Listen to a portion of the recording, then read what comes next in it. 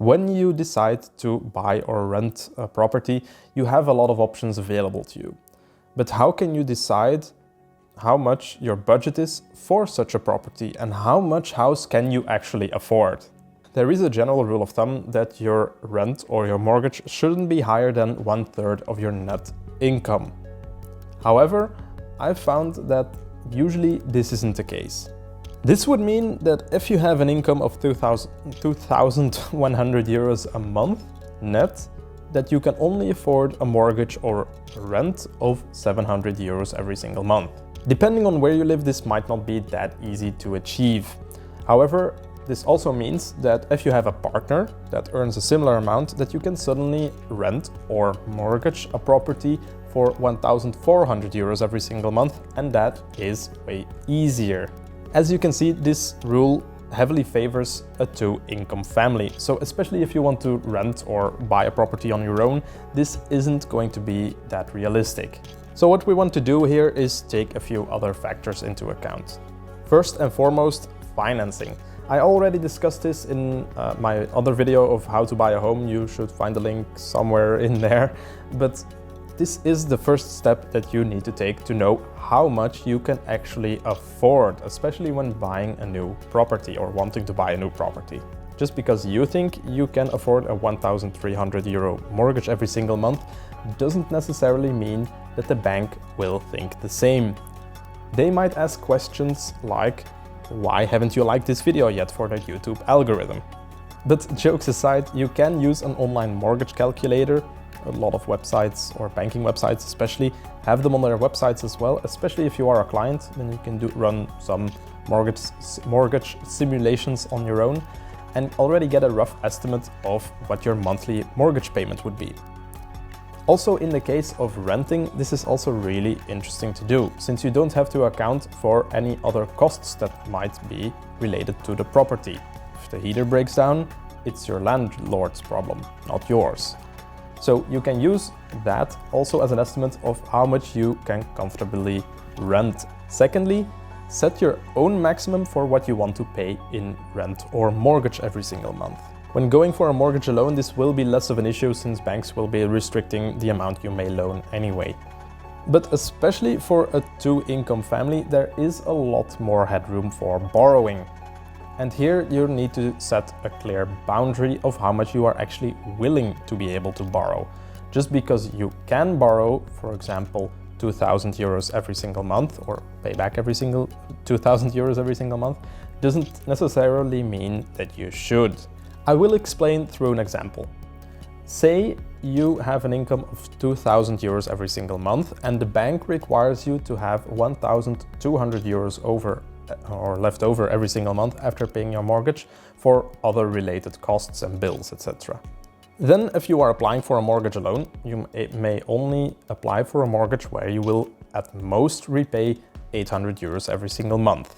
However, if you have a partner that also earns 2,000 euros every single month, then in the same example, you can now borrow, in theory, for a mortgage of 2,800 euros every single month instead of simply 800 multiplied by 2, so 1,600 euros. Again, this is a really simplistic example, and in practice you won't be able to borrow that much with those income levels. This is just pure theory. But the thing, or what I'm trying to say here, is that if you have a two-income family, you can borrow a lot more, since a lot of costs, and the bank also factors this in, won't get simply multiplied by 2 when you live in the same property. Your gas bills, for example, or your water or electricity, your usage will not double when living with two people in the same house. They will go up, obviously, but they won't double. And the bank also takes that into account. So all other factors aside, with two, you can borrow a lot more than simply what you can borrow on your own multiplied by 2. But to get back to the point, just because you can borrow that much doesn't mean that you should. This is a choice that you need to make for yourself. Just to give my partner and I as an example, we both love to travel, eat out every now and then, and also invest as much as we can. The thing is, we can't do those things if we also have to pay for a hefty mortgage when we buy a really luxurious home. So we really need to choose where we set our budget. And for us, that means living in a slightly less expensive or less nice maybe house than we possibly can, simply because that means we have more money left over every single month and we don't have to cut our budget in the areas that are really important for us. The same is also true if you are someone who is home a lot and also loves to cook at home and doesn't like to travel. And that's perfectly valid reason. And in that case, it might make perfect sense to buy a more luxurious or more expensive house, and also with a larger mortgage. Both are valid choices, but only you can decide what is a valid trade-off for you and where you want to make some sacrifices. The best advice I can give here is to make a needs versus wants list and then go house shopping accordingly. Because you did step one, you know how much a mortgage on an average property in your area would cost, so then you can know exactly how much a property with all your requirements would cost on a monthly basis.